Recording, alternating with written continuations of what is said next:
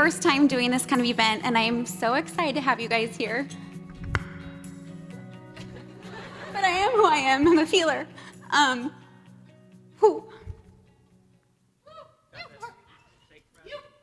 It has been like, I've been licensed for 7 years, and I hit burnout 3 years in, and it was rough.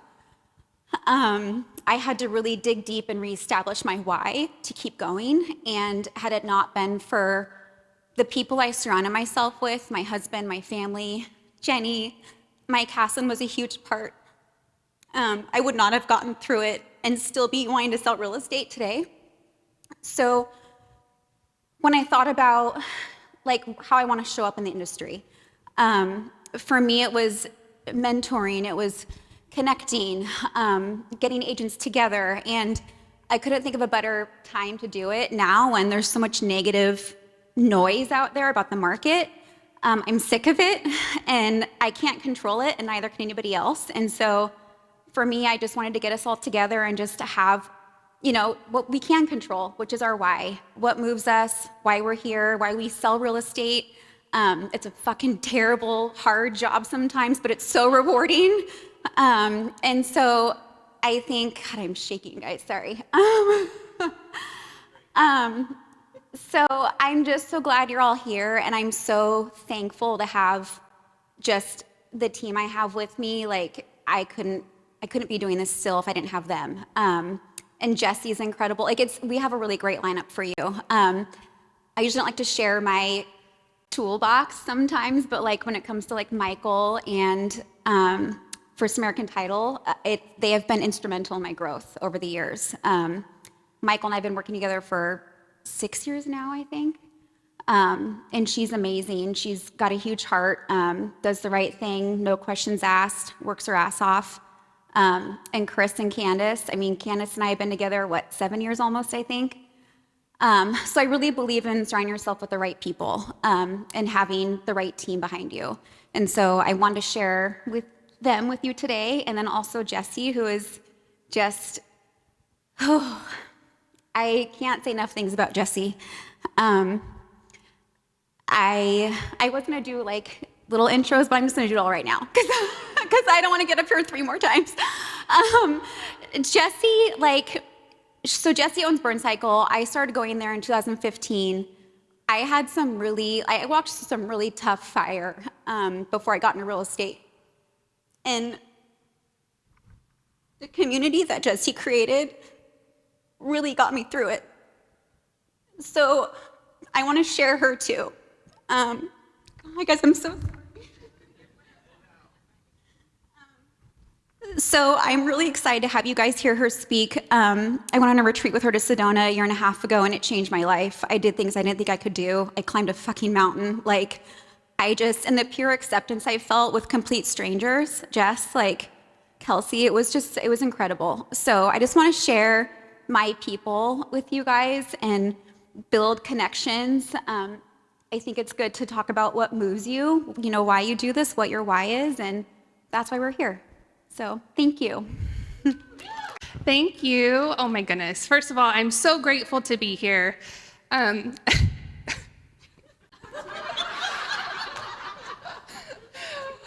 know, we're a hot mess. This is why we get along. No, just so grateful for the opportunity, for you always including us. Gosh, definitely wouldn't be in my career if it weren't, as far in my career if it weren't for you, all of you ladies. So thank you for having us. I'm gonna click through here. So starting out, I am a mom, I am a wife, I am a daughter. Look at my mom, no wonder I thought she's crying up in the corner.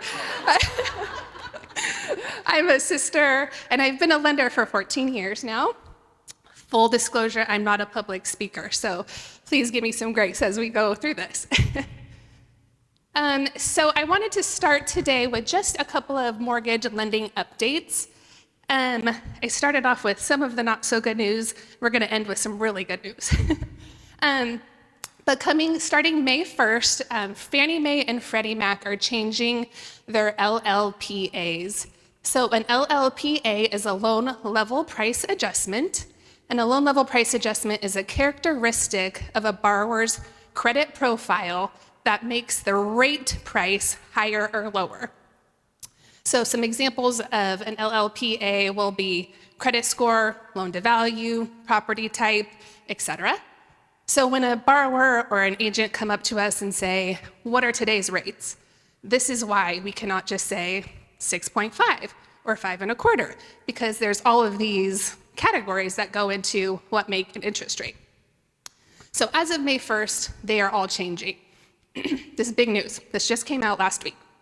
So I thought I'd provide a couple of examples of what this is going to look like moving forward for us.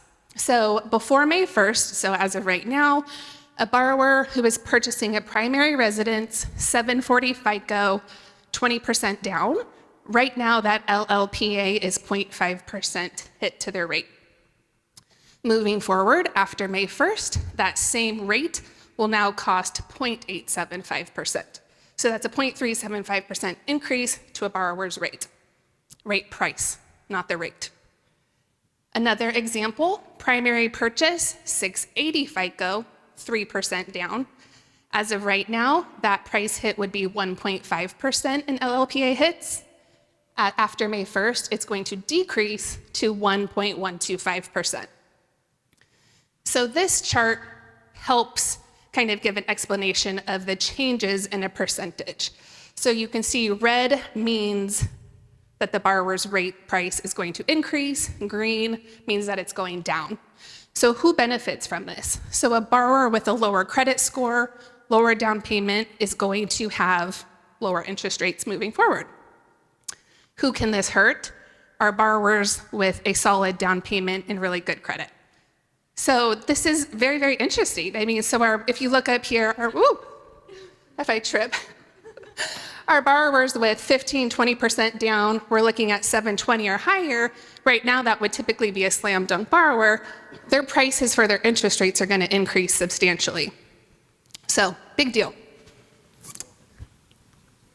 Another change that's happening to the LLPAs that isn't active right now is moving forward after May 1st. Anybody that has a debt to income ratio over 40% is also going to have an LLPA added, so price points to that. So why this is a big deal, we have a ton of borrowers that are over a 40% debt to income ratio. A lot of times right now, if we have a borrower that has overtime, but we're not including that income because we don't need it, if we have a borrower that is a borrower number 2, borrower 1 makes enough income, so we don't need borrower 2's income, so we remove it from the profile just to make it easier for everybody. These are all things that we're going to have to look at moving forward. Property taxes, MI, insurance can all push our borrowers over that 40% debt to income ratio. So something to consider. On to the good news. So I thought that I would provide this slide just to kind of show what we've all been through over the last 3 years. This is a 3-year chart of the mortgage-backed securities. This is all through COVID. Obviously, was pretty stagnant market. Every red and green line, we call them Chinese candlesticks, is an active day in the market. So through this period, I would say a crazy day would be maybe a fluctuation of 10, 15, 20 basis points. As we progressed, you can see it went really quickly downhill. These days, we were seeing anywhere from 80 to 150 basis point change in the day. So really, really drastic. Through here is when we were looking at rates in the 7s and 8s, and here we are now. So I'm going to zoom in to where we are now and give you a little update on that. So November 10th, we were expecting a very, very large rally in the market, and that came true. So that is when the CPI report came out, which is the Consumer Price Index report. I'm sure I'm speaking another language, so hang with me. But since that date, which is what we were all expecting for rates to turn around, we have seen that. So things are trajecting in the right way. And the next CPI report that we're expecting for it to be a big deal is May 10th.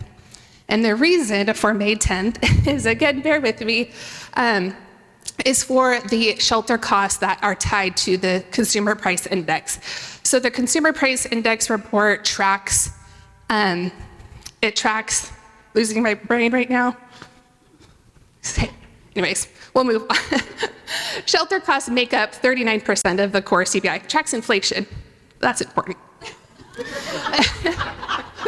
I told you guys I was nervous. So the Consumer Price Index tracks inflation, which obviously ties to interest rates. Shelter costs make up 39% of the CPI index. So up until spring of last year, foreclosures, evictions, et cetera, were not allowed because of COVID. So those CPI numbers, because the shelter cost is such a huge part of that, was really skewing some of these numbers. So once the shelter costs catch up this spring, we should see those CPI reports having a bigger impact on rates moving forward. So we're almost to the hump. So that means May 10th, we should see rates come back down, continue to come back down.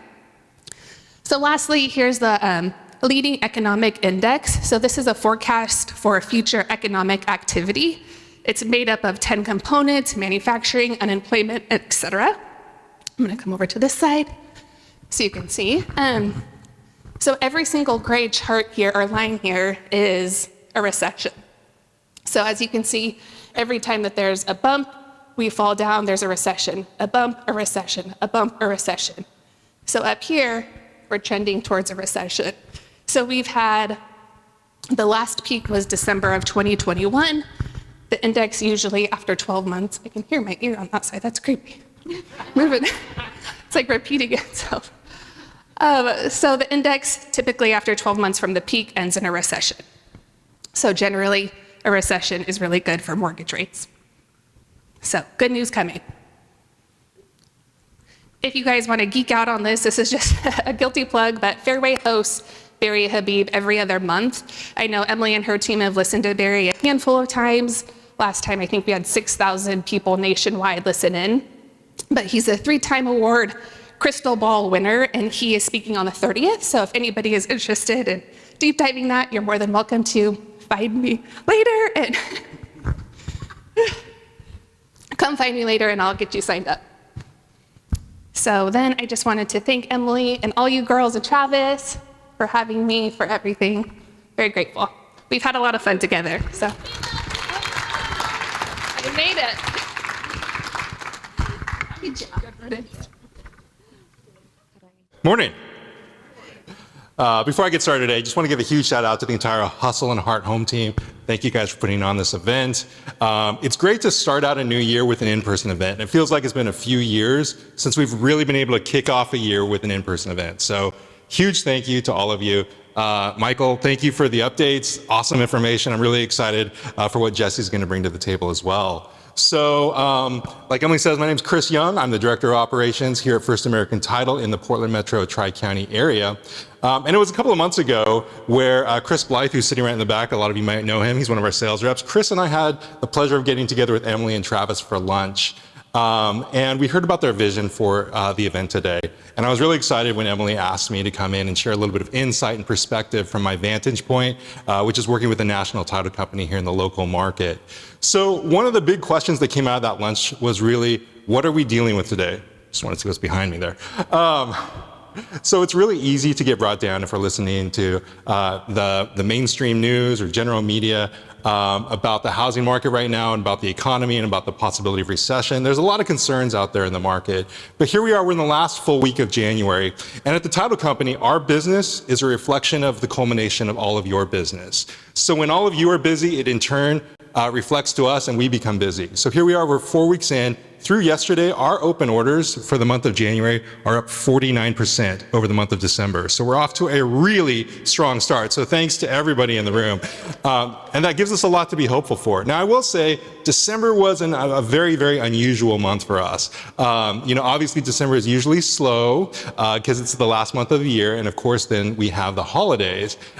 We all know that we are in the midst of a market decline right now. And then we had this ice storm that was just a couple of days before Christmas. And that really froze the activity for the remaining week and a half of December. But once again, there was obviously pent-up demand, and we've gotten out of the gates really quickly in the month of January, so that's great.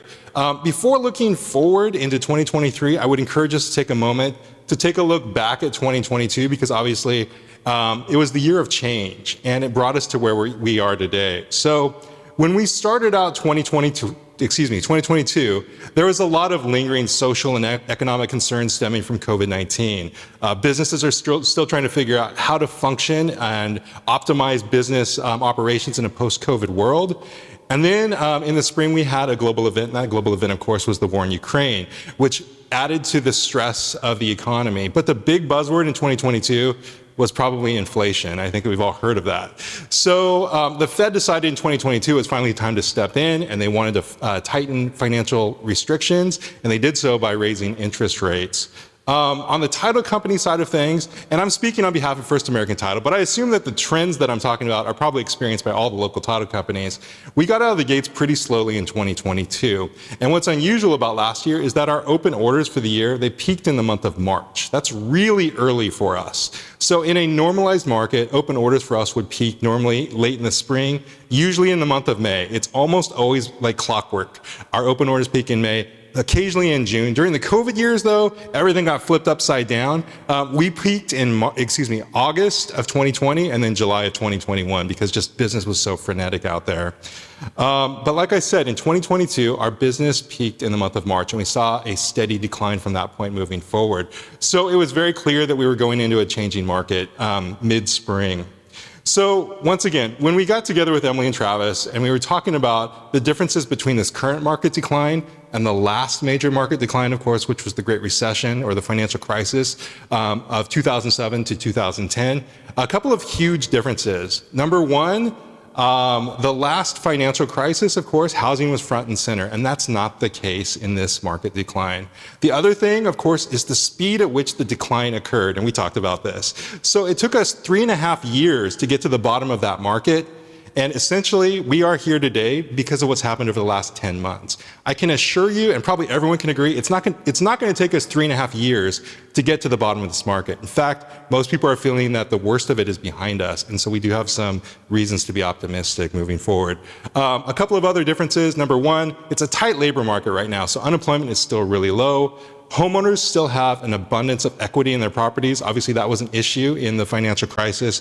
And then mortgage delinquencies are actually very, very low. So most homeowners are staying current on their monthly mortgages.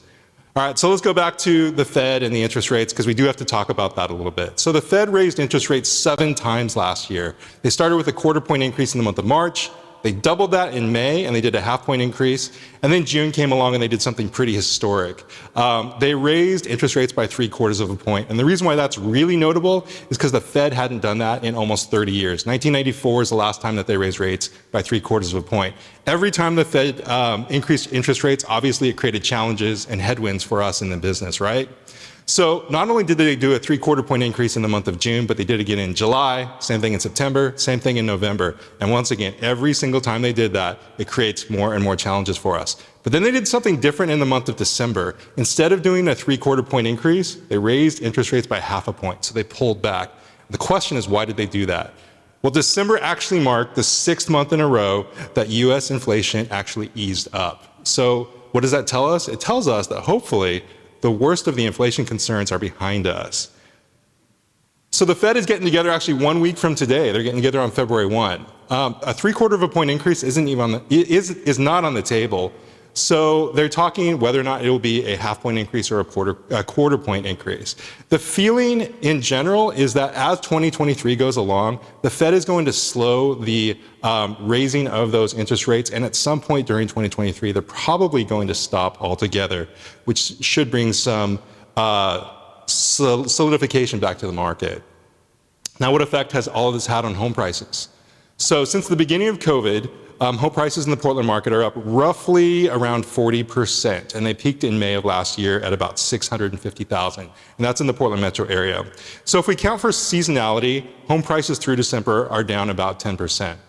Like I said, if we compare this current market decline to the last market decline, once again, everything is happening more rapid during this decline. So during the Great Recession, home prices in the Portland area dropped 29%. Over a 3.5 year period. Once again, it's not going to take us that long to get to the bottom of this market. So even if prices drop another 10 to 15%, it's very unlikely that the home price decreases are going to outweigh the increases that we've experienced over the last couple of years. Now, we all know real estate's a really solid investment, but what about during years where the interest rates have gone up? So I pulled some information. Between 1978 and 2021, so roughly a 40-year period, there were 10 distinct years where interest rates went up.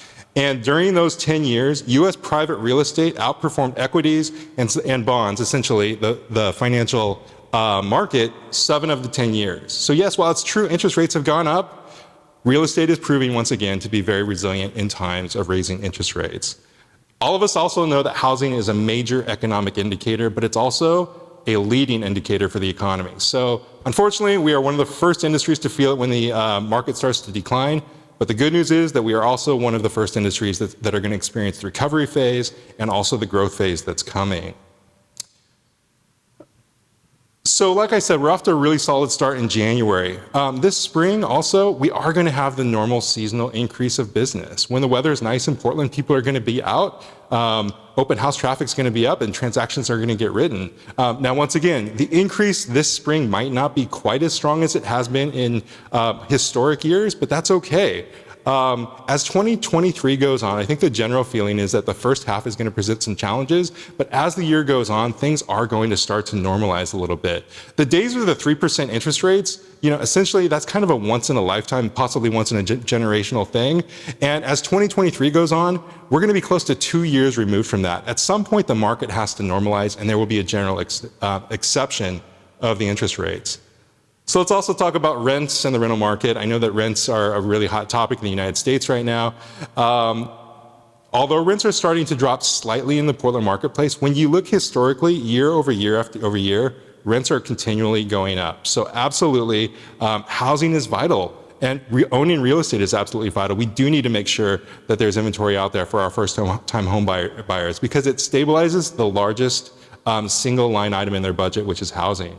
And we've also talked a lot about generational wealth building. Real estate is still by far the most effective way to build generational wealth. So during this market downturn that we're currently in, a lot of people have asked me, tell us about your cash buyers. What do you guys see at the title company with cash buyers? And also with new construction. So I pulled information from Q4 of 2021. I compared it with information from Q4 of 2022, which we just ended. In 2021, 17% of our transactions were represented by cash buyers. And that went up by 7.5% year over year. So in the last quarter, 24.5% of our transactions were represented by cash. On the new construction side, we went from 9% in 2021 to 14% last quarter, so a 5% increase. Neither one of these should be really surprising though. Once again, cash buyers are pretty much immune to the market rate increases. So once again, as market prices tend to come down, cash buyers, they raise their relevance in the market. And then of course, on the builder side of things, builders, it's a volume business, and builders can get very aggressive when it comes to incentives, pricing, concessions, and so on. So what about the road ahead? All right, like I said, in the month of December, that marked the 6th month in a row that inflation actually eased. So once again, the worst of inflation is behind us, and it's very, very likely that we're closer to the end of this challenging market than the beginning. As the year goes on, it once again is expected the Fed is going to ease up on those interest rate increases, and it should once again stabilize the market as the year goes on. So we're looking for more buyers and sellers to come into the market. I also found out that Google searches for homes for sale were up nearly 50% in January from their low just 2 months ago. So when I chat with our staff at First American about what can we do in terms of thriving in an uncertain market, there's a couple of things that I usually mention. Number one, I think Emily said this earlier, focus on what you can control. We can't control the market. We can't control whether or not interest rates are going up, but we can control the service levels that we're providing to our current customers. We can control how much we're touching base with our past customers just to check in and see how everybody's doing. We can control our visibility in our target markets. We can control whatever our efforts are. So let's focus on that. And then also when it comes to thriving in an uncertain market, don't be afraid to try something new. We all have systems that work really well, but we probably have one or two that maybe aren't working as well. So this is the time to be bold and try something, whether it's video, whether it's social media, whatever that might be, a new marketing campaign. This is the time to give something a shot. Like we said, January's off to a solid start, and once again, that's thanks to everybody in the room. 2023 is going to be a challenging year, but there's plenty of opportunity out there, so let's go get it. Thanks. Thanks so much for coming. My name is Jessie Dooley. I just want to say it's really lovely that y'all cried. I'm fucking here for it. You know, it's been a long time since we've been able to do stuff like this, and I, for one, definitely am not going to take it for granted. And it just feels good to be in a space with people, something to look forward to, and people that want to come together for a positive. You know, that's pretty wild. I'm sure there was a lot of people that got this invite and were like, Optimism in Portland, Oregon? Okay, just want to make sure, right? I mean, the market stuff, I read a little bit on it and I was like, oh fuck, this is something I want to shy away from. But, you know, it's the reality of the situation, whatever it is, and then you look at everything else and yes, it compounds. But I, for one, I'm here to say that challenging times, I'm like, hold my beer, hold my mimosa, let's do this. I'm going to bring this over here. So I think that one thing that always gets me when there's challenging times, especially when we've just come through what we've come through, is one of my favorite quotes, right, is the crazy ones.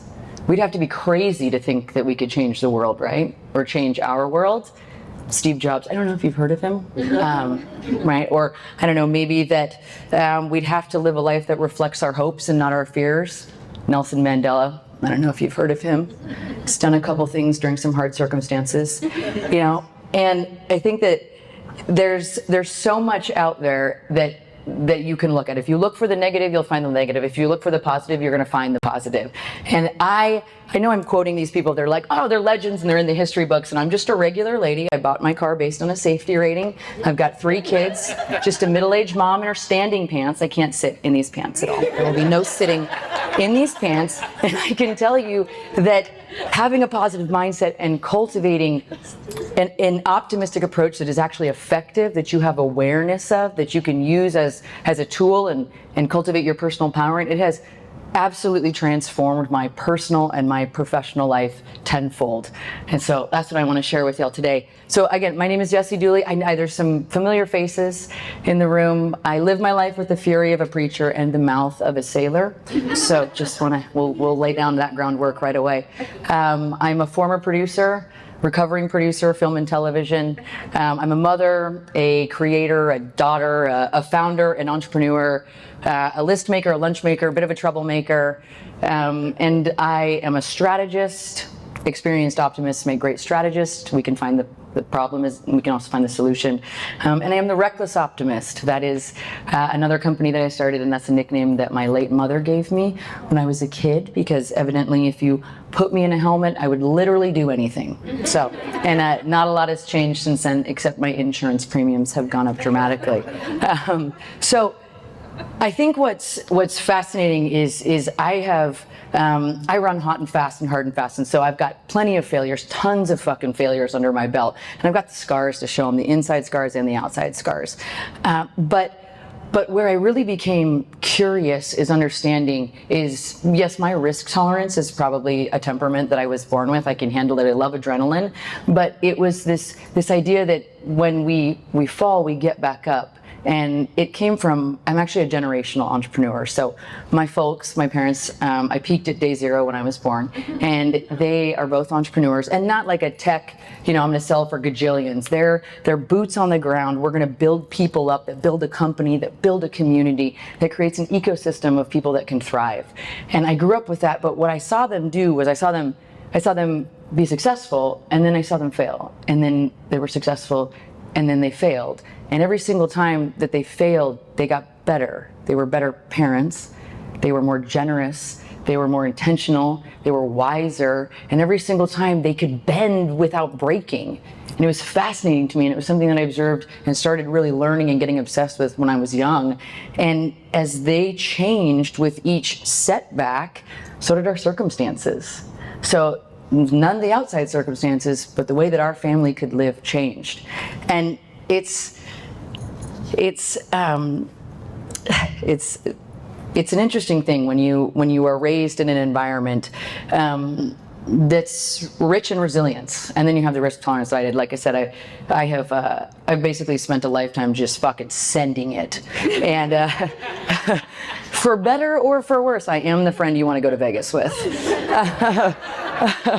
But it's basically I spent a lifetime too of being like, oh, okay, didn't spot that landing, and then I can turn around and be like, you have to try this, you guys, but just go a little to the left. And it's this ability, this mindset that we can develop and that we can cultivate, and it's optimism. And that sounds antiquated, right? You think of optimism and you think of like your grandpa, and but it's so powerful. And what we can do is we can put a structure to it, because with each failure that I had, everything that went well, of course, I reflect and repeat, figure out what it is. I'm sort of obsessed with analyzing and figuring out how I can get to where I want to go and what worked and what didn't. And then with each sort of experience that I had from there, I became really obsessed with mining the wisdom from that, right? When you're face down, you're like, well, fuck, how did we get here? You kind of want to make sure you're not there again, but it always leads to something better. I know that's easier said than done. No one wants to be in challenging situations. No one wants to, lose a tooth on a bet. It's fine. That's a story for another time. But throughout my career and throughout my personal life too, even in just the last 10 years, I had this amazing career in LA. I was a producer. I had it all. It was amazing.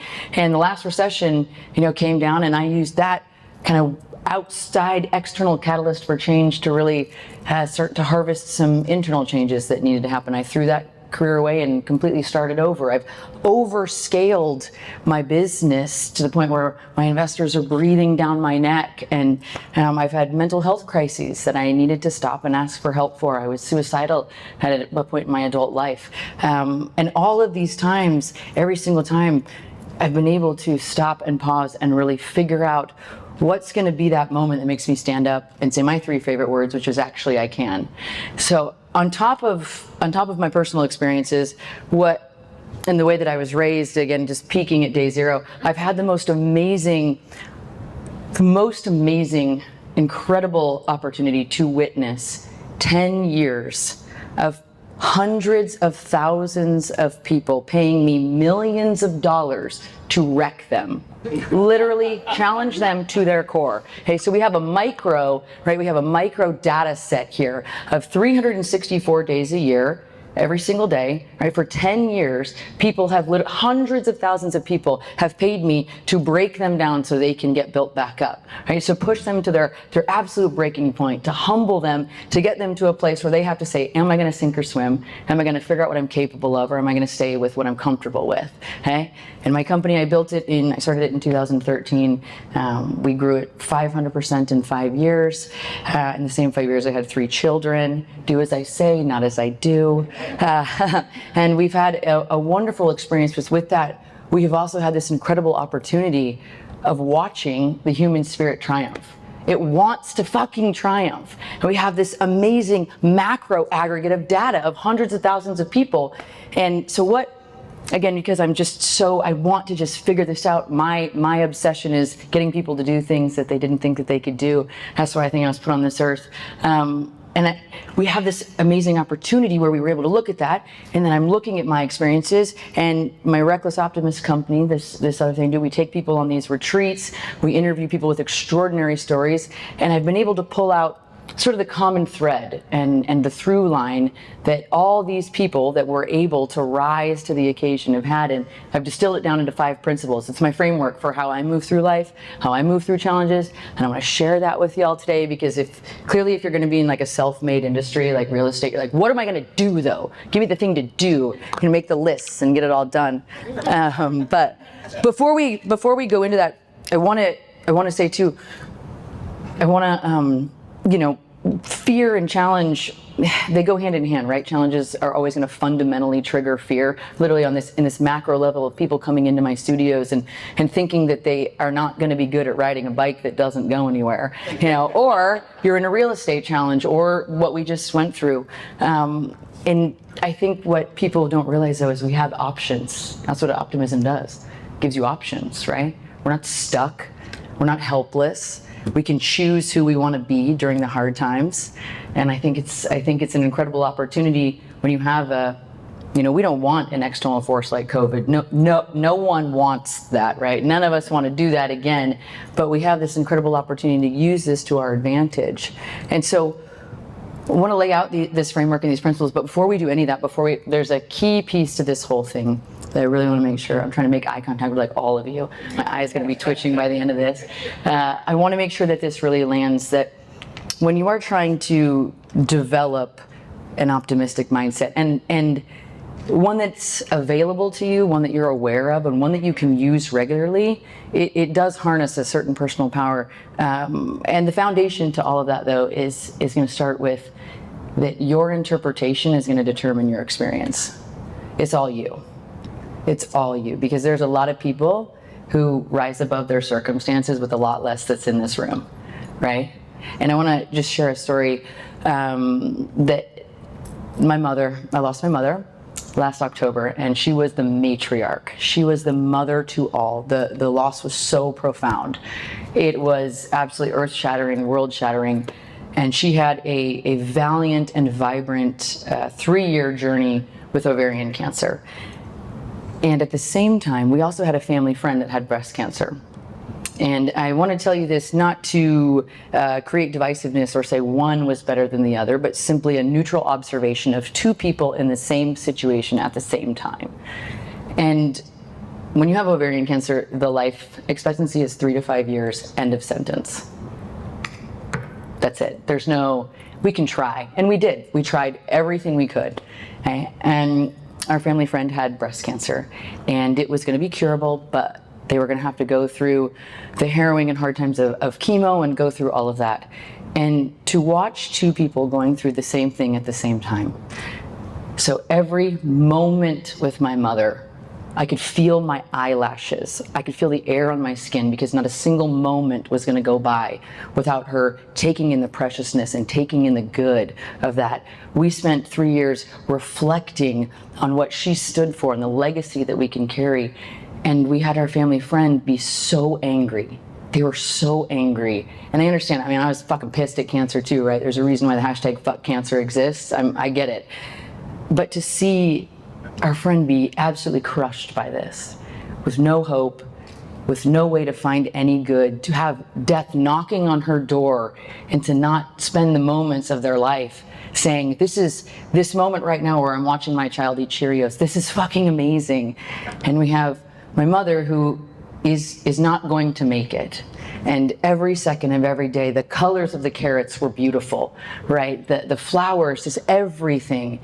And it goes back to just, if you seek the good, you will see the good, right? If you find every reason why you can't be successful, you'll find it, right? If you look for it, and you find every reason to be grateful, you'll find them. You search for that. It's seeking the good, and it's really just placement in your brain. It's like when you go to get a new car, and you're like, there's white Tahoes everywhere. Everyone drives a white Tahoe, right? It's placement in your brain. That's all that it comes down to, and seeking the good. And so I want to lay that foundation that the way that you interpret this will determine your experience. And so there's a great way too. It's self-aware. Just imagine a world where everyone is self-aware. Get on board with that, right? Hello, table for one, no smoking. I'll take it. That would be amazing.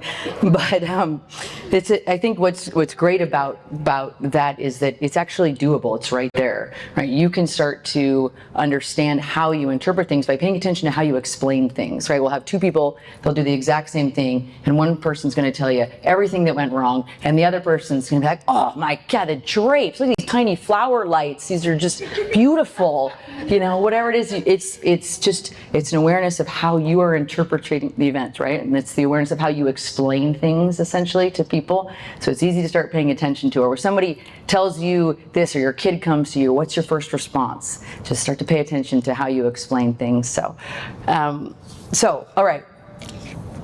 We laid the foundation, let's plant some seeds. So I don't know about y'all, I have a partner, John Dooley. We're very formal in the Dooley house. Just rolls off the tongue, so first and last name in our house. And when we have 3 kids, they're so great. They do so many things, like eat and sleep and need clothes. And it's a grind, right? There's so many things going on. He's an entrepreneur, I'm an entrepreneur, and balls are always dropping, and it's just a bit of a shuffle all the time, every day. And then he goes out of town, fucking nail it, right?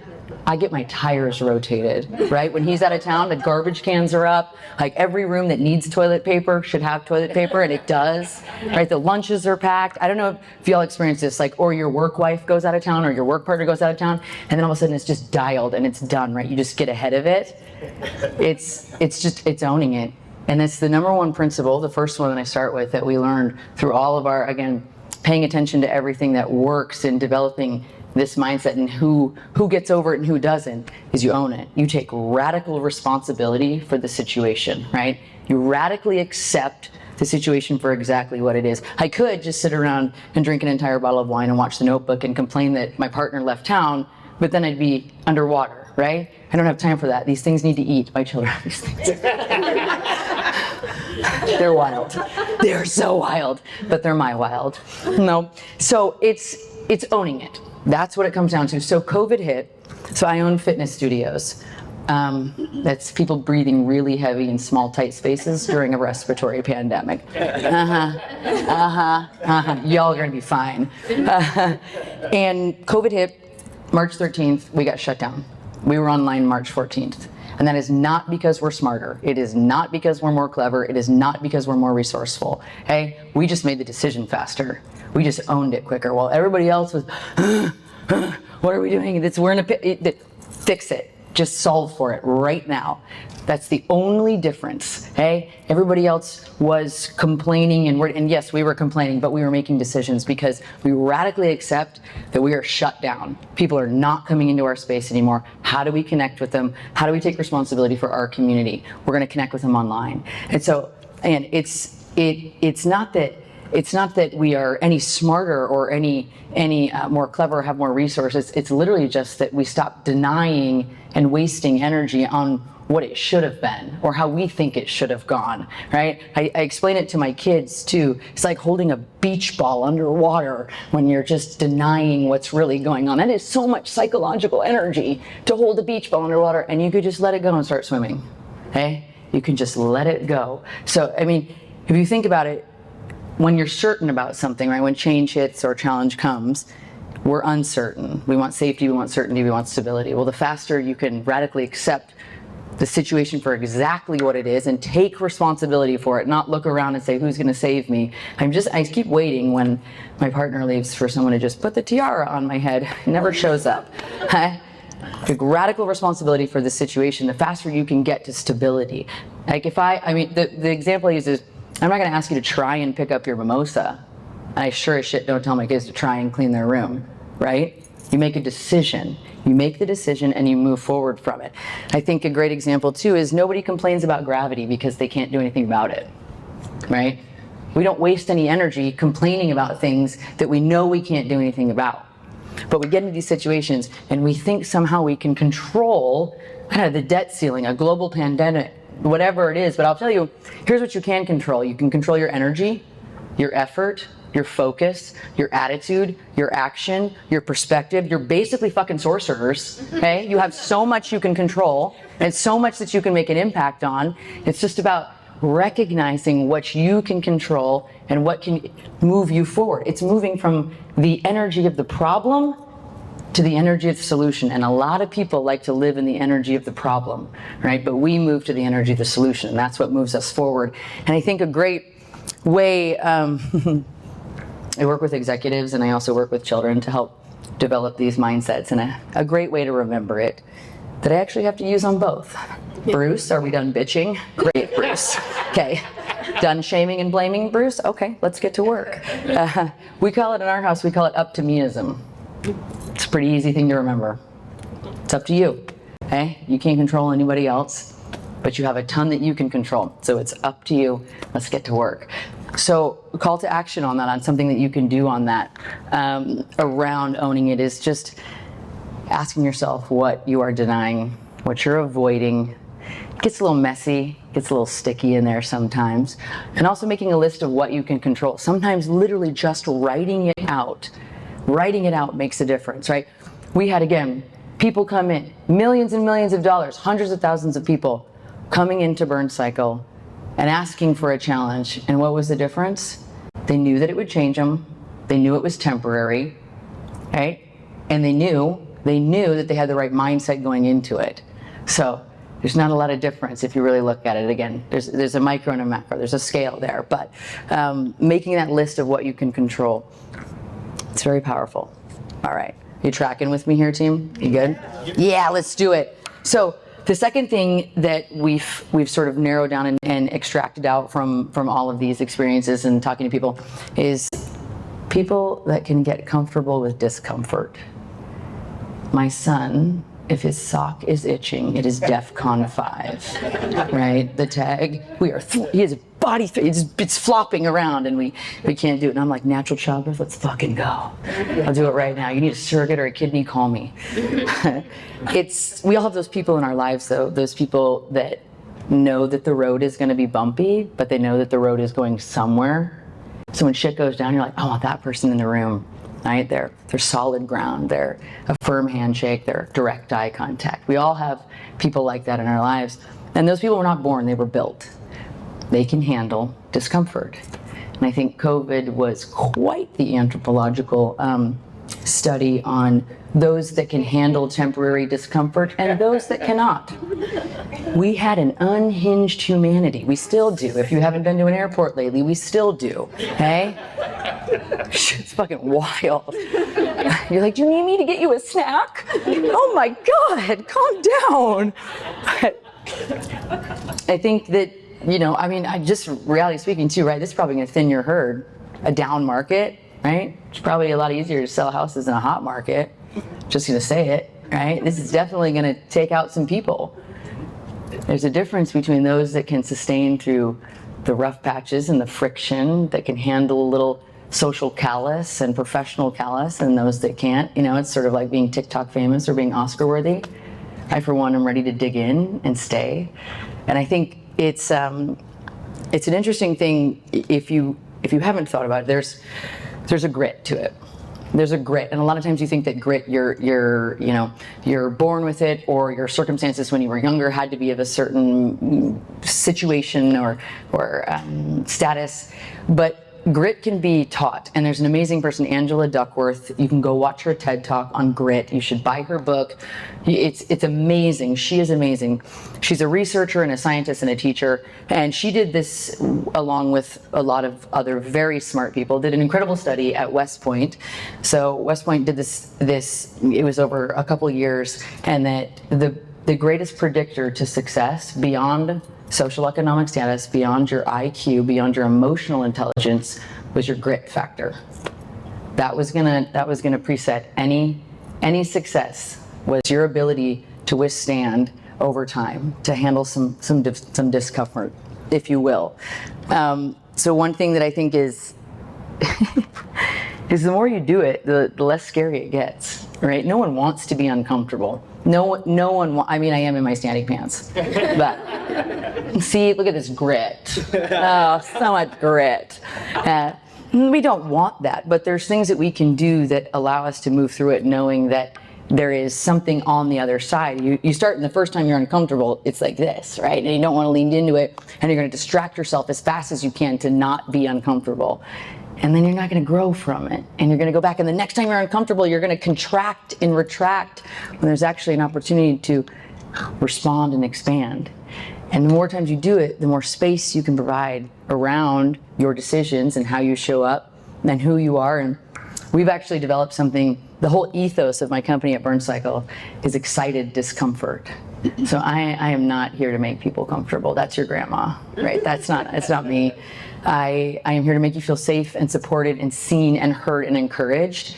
I'm definitely not here to make you feel comfortable, okay? And so at Burn Cycle, what we have, this whole concept of excited discomfort, that's what we want our clients to feel, because it actually can be exciting. It's like when you're about to get on a plane to go somewhere where you've never been, and you're like, I'm so nervous. I'm like, you're fucking excited, okay? Or a concert. We actually make our instructors watch a video from Hopkins Medical where they hooked the humans up with like all the nodes and all the things and stuff, and you get to physiologically watch two human bodies. One is responding to anxiety, one is responding to excitement. They are the exact same. The exact same. The thing that determines the difference is your mind. So Of course, we're not going to be excited discomfort when a global pandemic hits. We're going to caveat all of this with like, there are going to be rough patches, but there are ways that you can add a little bit of softness to it and make it a little bit less scary, and to know that you're going to be better on the other side of it. You'll be better for it. And some things that you can do to help you when you do feel uncomfortable. And again, this is professional, personal, spiritual, emotional, fuck it, all of it. This is going to help you in every possible way that you can. Is of course, first you say, what the, WTF, you whisper that under your breath to yourself in your driveway. And then something that you can do is, like I mentioned earlier, you just gotta look for the good. So we're not denying, we're not disregarding, right? We're not gonna ignore the reality of the situation, but again, the more you can focus on what is going well in your life, what you do have, the easier it's going to be to sit in the discomfort, right? It makes it all a little less sharp. It softens the edges a little bit. I always say, go back to gratitude. When you're uncomfortable, you go back to gratitude. Go back to gratitude. And something else that this is a tactic that I do every year, I fear set just as much as I goal set. Because a lot of times the goal setting just skips over the scary parts, and then we're just trying to get to that thing, but we've got to move through all this sludge, right? So name it to tame it is what I call it. Right, you just write down, I'm never gonna sell a house again. I'm gonna have to sell my own house. I'm gonna have to live in Emily Corning's basement. Just like write it, you write it all down, you bring light to it, and all of a sudden it's not so scary, but we get it in our heads, right? And it manifests into that anxiety versus that excitement. So, all right. So Emily talked about this too, and I could not agree with this more. The third principle, the third sort of tenet, if you will, that we've pulled out is you are the company that you keep. Full fucking stop on that one. You are the company that you keep. Okay? You are a product of your surroundings. I am literally an English-speaking human because I was raised in an English-speaking home. We are cultured and conditioned by what we are surrounded by. Okay? So that works in positives and that works in negatives. So now that we're all adults and we can choose, who our colleagues are, we can choose who our communities are, we can make executive decisions with our executive functioning. It's a pretty incredible opportunity to examine who you are surrounded by and what those opportunities look like. It's a really meaningful example to me is when I started Burn Cycle, I don't know anything about fitness. I was a producer. I had no idea. I know I liked it. And I got a lot of energy. I saw a great opportunity and wanted to start this thing. And so I surrounded myself with people that did know what they were doing. Okay, I'm definitely not overly confident, definitely humble enough to know that if I don't know how to do something, let's bring in somebody that's smarter and better than me. And what I realized very quickly though was as I surrounded myself with these right people, this amazing group of humans, the more I invested in them and encouraged them and built them up, the more they could give to our community. So then I take care of them, and then they give to the community. The community is conditioned and cultured to give back. There's a reciprocity that happens, and now we have this incredible ecosystem of support. I take care of them, right? My team takes care of the community takes care of the company. I take care of the team takes care of the community. And I can stand up here for like 2 hours and tell you these amazing stories of people who have come into our community at Burn Cycle and come into this supportively rich community where the trajectory of their lives just change because of who they're surrounded by.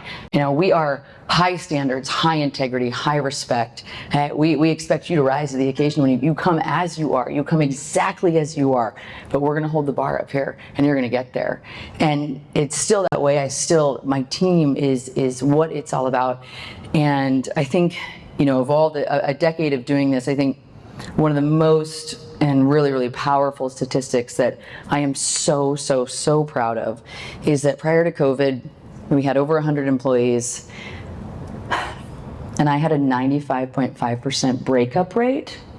That means if you came to work for me, 95% of them would dump their partners. Thank you so much. Thank you. I know. I was 40 under 40. I was a Women of Influence. I was a Pearl District Business Person of the Year. I beat out like 12 Chads. It was fucking awesome. But no, that breakup rate is my gold. So the majority of people that worked for me young men and women 21 to 27 years old, and at the top of their little HR file, because I'm old school, my shit's still handwritten, I would write down if they broke up with their partner when they started working for us. Josh is here. Danielle has been with me for 6 years. Josh is a good one. We made direct eye contact. We both get Danielle on our team romantically and professionally. She will be treated as such. But what was so amazing to me about that is, yes, it's funny, but also these people would come into this environment with an incredible group of people that they trusted. They really trusted, right? They felt really genuinely supported.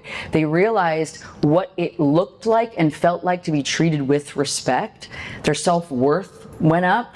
The way their expectations on how they should be treated went up. I have zero fucking regrets about any of those breakups. And we have high standards, high integrities. We have high hopes. We're a highly motivated community. So people would come in and they would they would thrive and they would grow. And so I just want to make sure that we're talking about you are the company that you keep, in case we get too far off on a tangent about all my successful breakups. I even have 2 divorces. Thank you.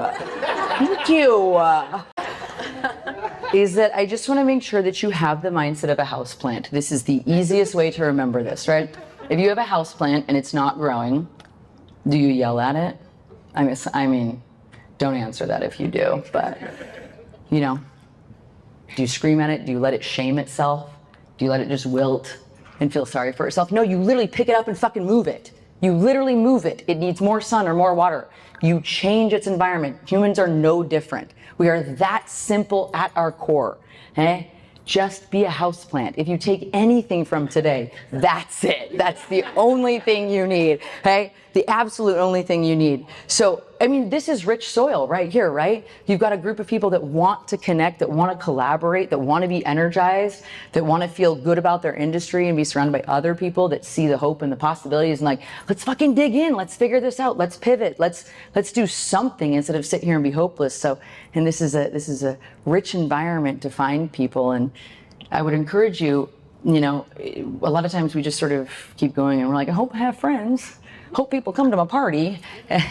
But we are grown-ups. We have executive functioning. We have an internal GPS system that tells us when we're on and when we're off. And taking an audit of your communities and your relationships and who you're surrounded by, and are you being inspired by the people that you're surrounded by professionally? Are you being supported? Are people helping you rise? Or do you go into work and your entire central nervous system is on fire? Maybe we should talk after if it's that bad. But there's the different communities and the different groups in your lives, they serve different purposes. But I cannot tell you enough to think about who you are surrounding yourself with and how they're helping you grow and how you're helping them grow. It is a game changer throughout my entire life too. It is a game changer. Because sometimes it's also not what you add, sometimes it's what you remove. So just on that note. All right, team. So I was a insane kid. Insane. Like everything that has made me successful as an adult makes you an absolutely out of control child, right? Just wild. And I spent more time in hallways than I did in classrooms. They didn't know what to do with me. They had no idea. So much energy. Thought I knew better than everybody else. And I like to get people to do things they didn't think they could do. Again, a good and a bad thing. So, and when I was a kid, I sat down in this conference. This teacher was just like, I feel so bad for her. Miss Garrett, we'll send her a little love right now. Take a moment. That was a patient woman. We sat down at this conference, and my mom was there, my beloved Kath, and she was going on and on and on. This woman was going on and on and on about all the things that I do wrong and how I take all the kids over here and then I distract them over here and I get the kids riled up over here, And my mom just stops, squared her shoulders, straightened her back, and looked at that teacher and said, "You need to respect the spark." Okay? So this is what we're all going to do. I'm going to do the same thing since she can't be here. You are going to respect your spark. Because there is something in each one of you that lights you up, right? It just gets you energized and excited about something. There is a spark in each one of us. And I think what's fascinating is, yes, we want to live in our passions. We want to live in our values and we want to do good and we want to make an impact. But the single most valuable commodity that you have is your energy. There's no way you can do any of that if you don't have energy, right? And the reason why my mom said respect your spark is because it's not up to you. She didn't say like it or be nice to it or like braid its hair. She said respect it because it didn't come from you, right? I don't know what y'all believe in, God, the divine, Harry Styles, I don't give a fuck, but every single one of you has something that comes from energy inside of you, right? Whether it's the connection you make when you're talking to the people and doing the thing, or if you're a paperwork person, God bless you. If you're the paperwork person that lights you up from the rest of us, thank you. Thank you so much. There is something in each one of us though, and I'm sure there's a lot of intersections and I'm sure there's a lot of crossover for you and something that lights you up. But what I love about this idea of respecting your spark is that you don't have to buy 10 books on Amazon to find your purpose, right? We'll get there. There's a way that you can start to create an awareness and an energetic intelligence around what part of what you do lights you up. It's your why, right? It comes down to what is calling you, what is being pulled from you. It's this thing that you can't really identify. Sometimes it's ineffable, but you just feel great after you do it. And the closer we get to narrowing down what that is, your unique gift that you were put on this. And again, I know some of this stuff can sound like a mug that you bought at Home Goods, right? My unique gift is a light, and I am a light, or like whatever the fuck those mugs say. But it's so powerful. And I'll tell you, when I opened Burn Cycle in 2013, we opened 3 weeks after I had my first baby, and I could not physically do the physical fitness I was trying to sell. I'm 56 pounds heavier than I'd ever been, and I literally cannot do the things.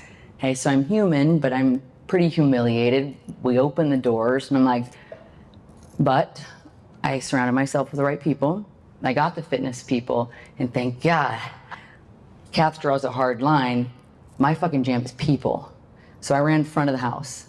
If I tried to ignore my spark, if I tried to do something other than what lit me up, Burn Cycle would be nowhere near what it is. It would just be a gym.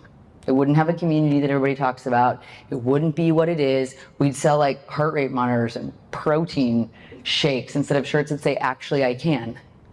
It would be a completely different space, completely different space. But in that moment, I knew that this is my zone, this is my thrive zone. And if I stay in this will light up the space. So something that I think too that can be challenging is we get into these,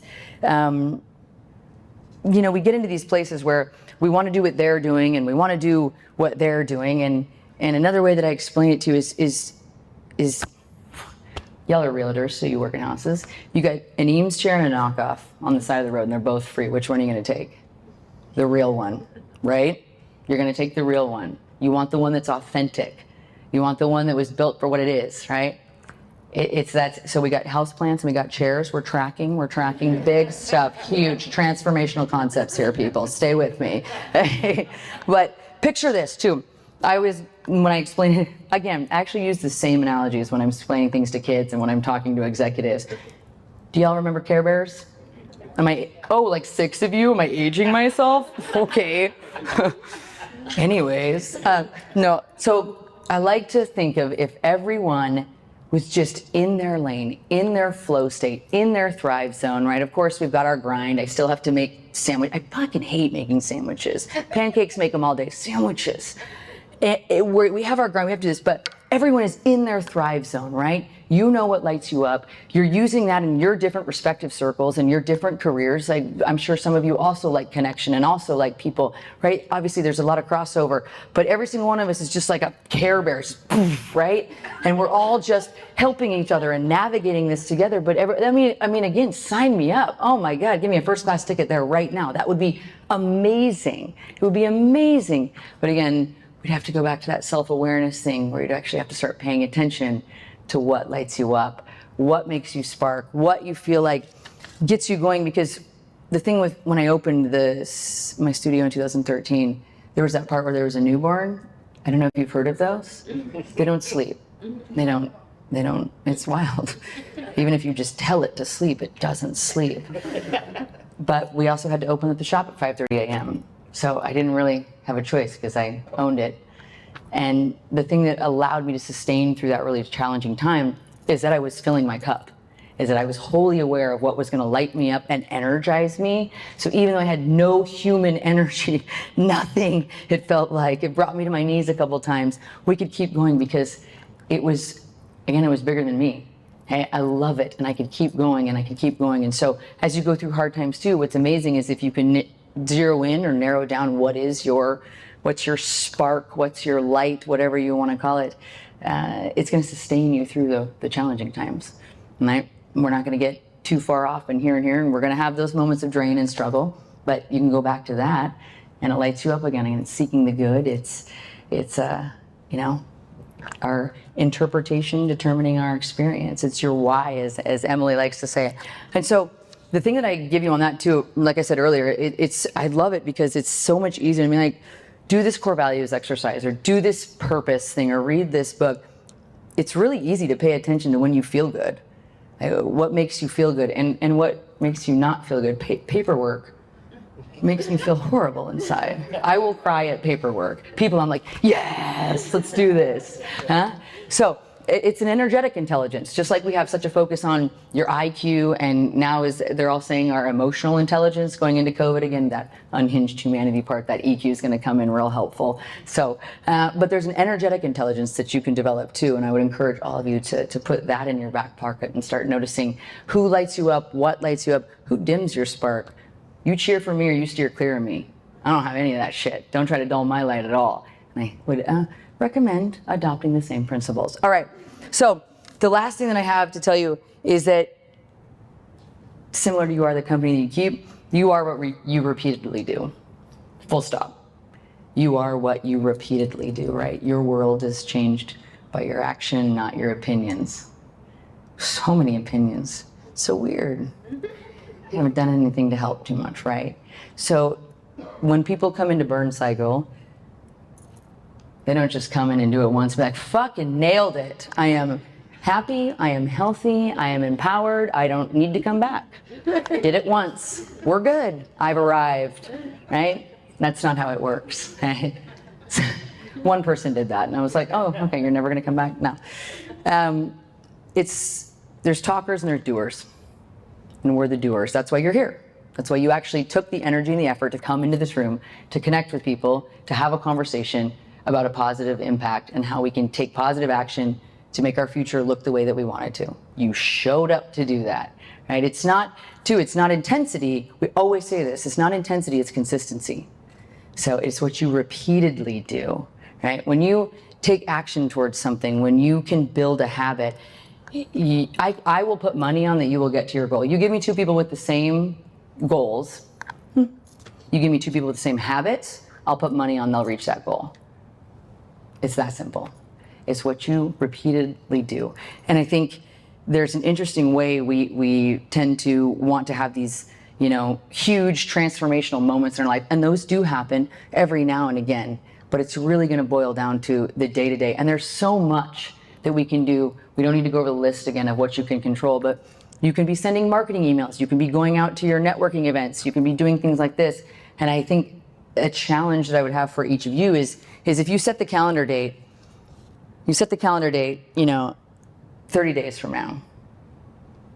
What is that, February 25th? Would that be it, or is there a 31? Hold on, here they come. Here come the calendars. Okay.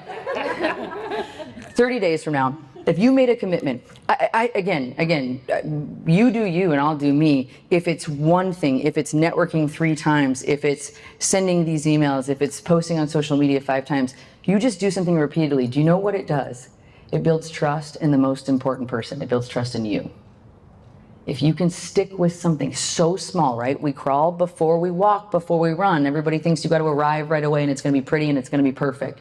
You just start small, you start before you're ready, and you do one little thing that's going to move you towards progress. You're building trust in yourself. You're building integrity, and integrity fucking matters. Integrity matters. Do you do what you say you're going to do? Not for anybody else, but for yourself, right? Can you trust yourself? Do you show up for yourself? You have this audacious vision for your life. What did you do this week to get there? I have an audacious vision for my life, and it doesn't mean I want to go to space. I just want to be fulfilled. I want meaning. I want things to matter. I want to have an extraordinary life full of ordinary moments. And that doesn't just arrive, right? There has to be a conviction to take action towards that.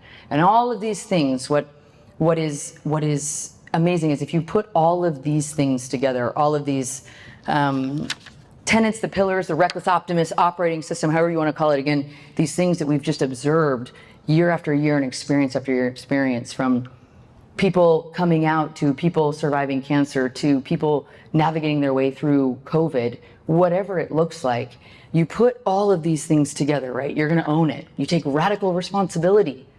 Just own it.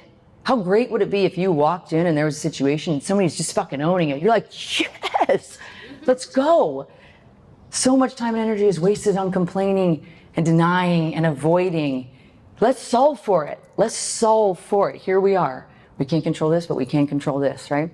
And then the ability to be uncomfortable, just a little bit uncomfortable. And everything that we took as creature comforts was taken away from us in COVID. We saw what happens to people when they are uncomfortable. And I'm just going to tell you, the world needs a couple more people that can handle discomfort. Some solid ground, firm handshakes, direct eye contact. You know, we can respond and expand. We don't have to contract and react every single time. You are the company that you keep, the people that you're surrounded by. Do you feel good? Do you feel loved? Do you feel supported? Do you feel appreciated? Do you have people around you that you can then give that to? Okay? We know that relationships are the most important things in our lives. Harvard just finished an 85-year study over 3 generations. I don't know if y'all just saw this. It's amazing. They studied, I think it was 2,000 or 3,000 people over 85 years, 3 generations. And the single most important piece of a good life is your relationships. That's what it distilled all. Doesn't matter how much money they made, what success they had, how famous they were, none of that mattered. It all came down to your relationships. Huh? Yeah. Respect your fucking spark. I gotta pull the mic away when I say that. I say it to my kids, I say it to anyone I meet. You've got something, there's something that lights you up. There's something in there. And it takes you to acknowledge it and honor it and witness it and explore it and excavate it. And I know it sounds like I'm gonna whip out a crystal. I'm not. You're great when you're energized. Okay? When you're drained, no, it doesn't help anybody, and it doesn't help you, and it doesn't help your legacy, it doesn't help your kids, it doesn't help your buyers, right? When you're drained. Just gonna lay it out there. If you'd like me to write that down for you, I will. Okay? And the last thing, you are what you repeatedly do. What can you do? Can you just drink water? Sometimes you just need water and to step outside. Okay, can you just do that? You are what you repeatedly do. Because when you take action, when you start to move forward, even if it's small, this amazing thing happens. An object in motion will stay in motion. Momentum is all we could hope for in life, right? Is momentum. To feel a sense of flow. To feel like we're being pulled and called towards something that doesn't always have to come from us, but it can come through us. Little steps builds momentum. So in summing all of this up, I think that what I just hope for all of you, and it's like 10 years in my life experiences, but also these retreats that we go on and these conversations that I have, is that I hope that you all understand that you have an incredible sense of personal power over your situations and your circumstances, and that we don't have to use these tools and resources just when there's catastrophic change, like a down market or a pandemic or whatever else is going to come our way. We actually can use these resources if you feel that holding pattern, that stuckness, that I'm called for more, I want to do something different, I'm craving something more. That's friction too, right? When you know that there needs to be a change that's coming internally, and that's going to be a challenge, you can use this framework. We all struggle and there's going to be burnout, and you can come back to this framework. I do it, again, I help executives, I help children do this, I do it myself, and we do it at my company every day, 364 days a year.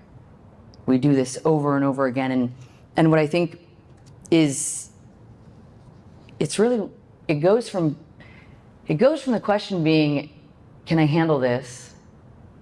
To who's gonna fucking stop me? And I love that. I love that, right? You have so much media telling us how we're limited and what we can't do. And again, I am not trying to build a rocket ship and go to the moon. I don't need that. You're good, Bezos. Take one for the team. Hey, I just want to have this incredible life. And I don't want every single external circumstance, challenge, or change to break me. I want to bend without breaking. I want to be a flexible adult. I want to keep moving towards my personal and professional goals. And I hope that all of you, in hearing these tenets, you're going to take the best and you're going to leave the rest. You're going to remember one thing. Half of you are going to remember like a fucking house plant. And but what this does is, it doesn't just help you in a professional career. It allows you to show up in a different way, to move through your life in a different way, to show up with a sort of sense of knowing, again, that the road will be bumpy, but you know it's leading to somewhere, right? And then you become a lighthouse. You become sort of this lighthouse, a leader in your industry, if you will. One of my favorite quotes is, being positive in a negative situation is not naive, it's leadership. So I don't necessarily think that being a leader in your industry always depends on the volume or what you're doing. I think a lot of times it has to do with who you are and how you're showing up. As I think when you really integrate this stuff in and it becomes a habit and it becomes part of just your DNA, there's actually a way that you can show up in life with less criticism and more curiosity. You can soften the edges. You can have less anxiety and more possibility. And I'm saying that as a clinically diagnosed depressed motivational speaker, okay? You can have less anxiety and more possibility. You can move from having these expectations to appreciation. You can have resilience without resentment. That's a big one. It's a way of showing up. And like I said, I think, on part of, to echo what Emily cares so much about, is, when people come into Burn Cycle, our goal is not to make them skinnier. There are plenty of skinny assholes in the world. Our goals are to make them better humans. That's what this comes down to. We strength train them, and we start here first. Because we don't want you to just do good at your work. We want to get you closer to your life's work, right? We want you to feel like your life has meaning, like there is purpose to your pain, like there's a structure to your struggle, like we're going somewhere. Optimism is statistically, psychologically, scientifically, the single biggest driver for change, is saying, I see where I can go and I'm going to take steps to get there. Because at the end of this all, they're not going to talk about all that you achieved at your funeral. They're going to talk about who you were when you were achieving, right? That it no longer necessarily just becomes about what you're doing and the tasks that you're doing and the volume that you're producing. Fuck it, I got a loud voice, we're fine. I think that, there's not always just exponential growth, that sometimes there's dimensional growth. And people that add texture and layers, those are my kind of people. The people that understand that they want to bring their whole self to whatever it is that they do. And so then it moves from being, it's not just what I'm doing to inspire people. I'm showing up and I'm inspiring people what's possible by being exactly who you are meant to be. And that's powerful. And that's all I have for you, because the mic is out. Wow, thank you.